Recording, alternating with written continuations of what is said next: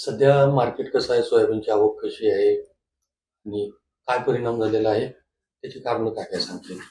मी लातूर कृषी बाजार समितीमधून बोलतोय. ह्या वर्षी मराठवाड्यामध्ये प्रतिवर्षाप्रमाणे दुप्पट पाऊस झालेला आहे. साहजिकच ह्या पावसाचा परिणाम पिकावर झालेला आहे.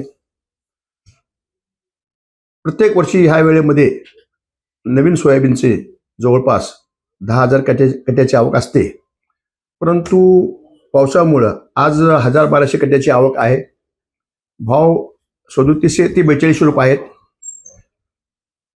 पीक या बाजारामध्ये माल यायला विलंब याच्यामुळे आहे की एवढं पाऊस झालेला आहे की शेतकऱ्यांना शेतामध्ये जाता येईना, माल काढता येईना. काही लोकांचं तसंच सोडलेले माल आहेत.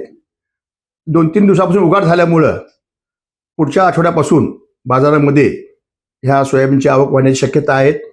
परंतु माल अतिपावसामुळं हे दागी झालेला आहेत. त्याचा मला वाटते शेतकऱ्यांना त्याचा भाव मिळणार नाहीत. सरकारी भाव गव्हर्नमेंटचा MSPचा भाव 53च्या वर आहे, परंतु शेतकऱ्यांना ह्या वर्षी तो भाव मिळणार नाही असं वाटतंय. तरी सरकारनं ह्या वर्षी शेतकऱ्यांना दिलासा देण्याकरता हलका सुद्धा माल त्यांनी MSP मध्ये घ्यावं अशी मी विनंती करतोय. बरं, साधारणतः आवकवर यंदा कसं परिणाम झालेला आहे? मागच्या वर्षीच्या तुलनेत यंदा काय परिस्थिती आहे आवकच्या बाबतीत? नाही, आवक तर साहजिकच पावसामुळे आवकेला विलंब होणार आहे आणि जो पीक आहे तो 22% ह्या पावसामुळे निश्चितच 25% पीक मार खाणार आहे आणि येणारा माल दागी येणार आहे.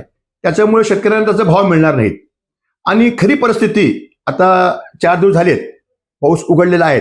खरी परिस्थिती आपल्याला पुढच्या आठवड्यानंतर कळणार आहे. एबीपी माझा, उघडा डोळे बघा नीट.